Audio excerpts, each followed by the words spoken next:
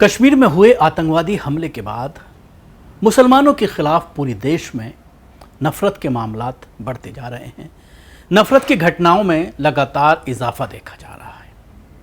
कई जगह पर मुसलमानों को देख करके, दाढ़ी टोपी देख करके उनको पीटा जा रहा है। ख़ास तौर से कहीं पर कश्मीरी मुसलमान अगर कारोबार के सिलसिले में आए हुए हैं तो उनकी पिटाई की जा रही है। और अगर किसी मुस्लिम से कोई क्राइम हो जाता है तो उसके बाद भीड़ ही खुद फैसला करने पर उतारू है।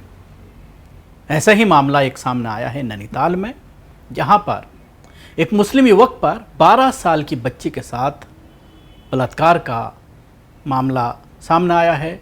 मुसलमान के ऊपर आरोप लगाया गया और उस आरोप के बाद स्थानीय लोगों के साथ साथ हिंदूवादी संगठन का कैडर इस मामले को सियासी रंग देने लगा, हिंदू मुस्लिम करने लगा और उसके बाद मस्जिद पर ज़बरदस्त पत्थरबाजी की गई।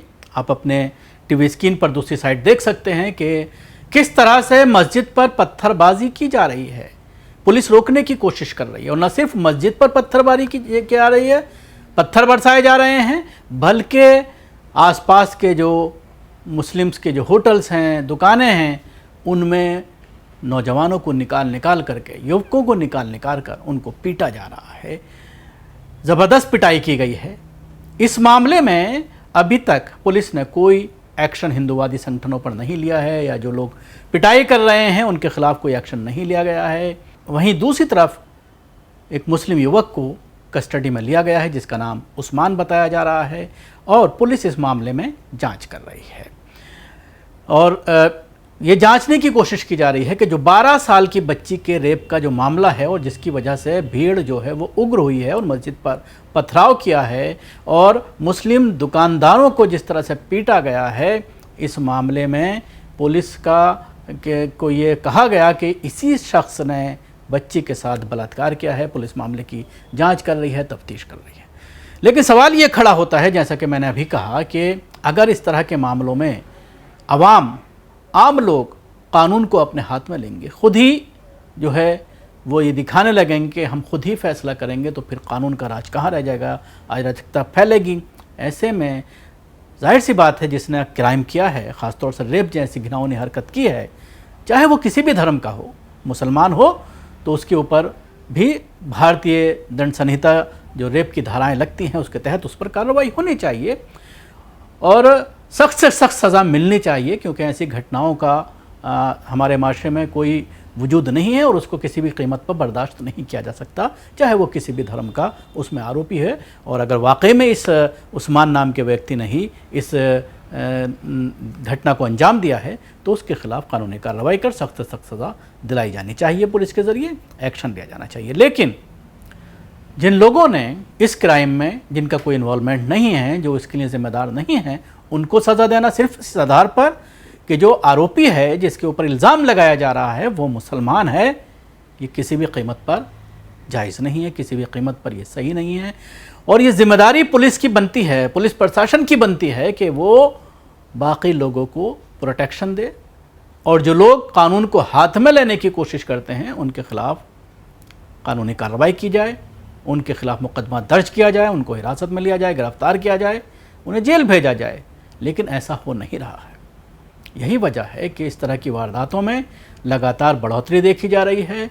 देश के मुख्तलिफ इलाकों में, ख़ासतौर से बीजेपी शासित राज्यों में, लगातार इस तरह की वारदात कश्मीर में हुए आतंकवादी हमले के बाद लगातार देखने में आ रही हैं।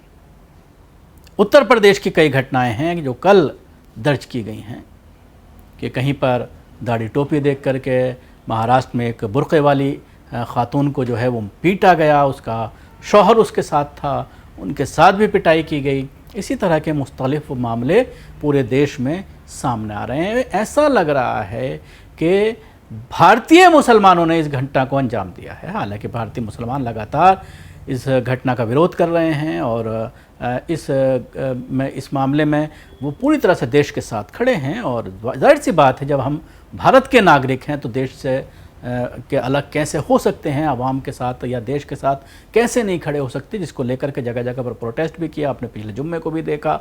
उसके अलावा भी लगातार विरोध प्रदर्शन किए जा रहे हैं। दिल्ली में 10 जगह इस तरह के विरोध प्रदर्शन किए गए हैं और पाकिस्तान के ख़िलाफ़ नारेबाजी की गई है, पुतला जलाया गया है पाकिस्तान का। और कोई भी बॉर्डर पार जो आतंकवाद है उसको किसी भी कीमत पर जायज़ नहीं ठहराया जा सकता। जाहिर सी बात है उसके पादाश में उसको इल्ज़ाम बना करके कि आतंकियों ने धर्म देख करके उनको गोली मारी है, धर्म पूछ करके, नाम पूछ करके उनको गोली मारी है, भारतीय मुसलमानों को परेशान किया जाना, ये कहीं ना कहीं उनके जो नापाक इरादे थे आतंकियों के, कि वो देश में इस तरह का मैसेज देना चाहते थे कि महिलाओं और बच्चों को छोड़ दिया ताकि वो ये बता सकें कि जब घटना घट रही थी तो किस तरह से उनका व्यवहार था आतंकियों का, क्या वो लोगों का नाम पूछ रहे थे, किस तरह से उन्होंने घटना को अंजाम दिया है। इसलिए बड़ी संख्या में लोगों को उन्होंने छोड़ा ताकि देश में नफ़रत का माहौल पैदा हो सके। जो उनका मकसद था हिंदू मुस्लिम करने का, उसमें किसी हद तक वो कामयाब होते नज़र आ रहे हैं। लेकिन बहुत ही कम लोग हैं इस तरह के जो इस तरह की घटनाओं को अंजाम दे रहे हैं। बड़ी तादाद ऐसी है जो स्थानीय मुसलमानों के जो मदद का उनका था, उन्होंने जो मदद की है, लोगों की जान बचाई है, उसकी सराहना कर रहे हैं। ख़ासतौर से वो टूरिस्ट जो उस वक्त वहाँ पर घटना स्थल पर मौजूद थे, उन्होंने तमाम जो वहाँ के लोकल थे, स्थानीय निवासी थे, चाहे वो घोड़ी वाला हो, चाहे वो टूरिस्ट गाइड हो, या फिर किसी भी तरह का वहाँ पर होटल में काम करने वाला हो, गाड़ी चलाने वाला हो, तमाम लोगों की तारीफ़ की है। और यहाँ तक कि एक मेजर की पत्नी ने का भी बाइट सामने आई है, मैंने अभी थोड़ी देर पहले सुना है, वो ये कहती हुई नज़र आई हैं कि इससे मुसलमानों के ख़िलाफ़ नफ़रत ना फैलाएं, मुसलमानों के ख़िलाफ़ देश में माहौल बनाने की कोशिश ना करें। मेरे पति की डेथ हुई है, ज़रूर हुई है, और जिन्होंने इस घटना को अंजाम दिया है उनको सज़ा होनी चाहिए। वो अगर मुसलमान हैं आतंकवादी, तो उसके पादाश में भारतीय मुसलमानों को निशाना ना बनाए। लेकिन उसके बावजूद एक संख्या है जो जिनकी तादाद बहुत कम है, वो जो है देश का माहौल ख़राब करने की कोशिश कर रहे हैं।